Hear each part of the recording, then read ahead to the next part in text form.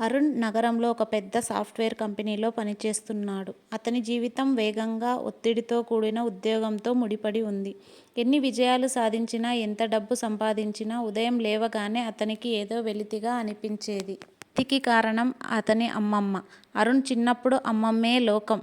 అమ్మమ్మ చేతి గోరుముద్దలు, రాత్రిపూట చెప్పే చంద్రుడి కథలు, అన్నిటికీ మించి ఉదయాన్నే లేవగానే తన కోసం ప్రత్యేకంగా రాగి గ్లాసులో తెచ్చే హాట్ ఫిల్టర్ కాఫీ. ఆ కాఫీ రుచి అరుణ్ మరెక్కడా తాగలేకపోయాడు. ఉద్యోగం కోసం నగరానికి వచ్చిన తర్వాత పనిలో పడి అమ్మమ్మని పలకరించడం తగ్గించాడు. పండగలకి కూడా సరిగ్గా వెళ్ళలేకపోయాడు. ఒకరోజు అరుణ్కి అమ్మమ్మ నుంచి ఫోనొచ్చింది. ఆమె గొంతులో వణుకు ఉంది.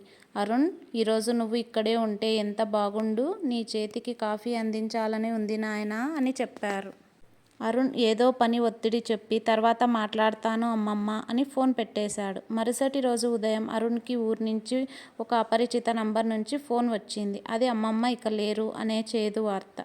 అరుణ్ గుండె పగిలినట్లయింది. గతాన్ని తలుచుకుని విపరీతంగా బాధపడ్డాడు. అమ్మమ్మతో గడపడానికి, ఆ కాఫీ రుచిని చివరిసారిగా అడగడానికి కూడా సమయం దొరకలేదని కుమిలిపోయాడు.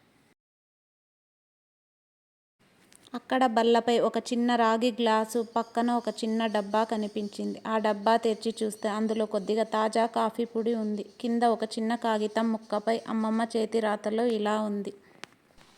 నాయనా అరుణ్, నీవు నగరంలో బిజీగా ఉన్నావని నాకు తెలుసు. నువ్వు ఇక్కడికి రాలేకపోయినా నా కాఫీ రుచిని మర్చిపోకూడదని ఈ కాఫీ పొడి పంపిస్తున్నాను. నా చేతి కాఫీ నీకు శక్తినిస్తుంది. నీవు ఎక్కడున్నా నా ప్రేమ ఎప్పుడూ నీతోనే ఉంటుంది.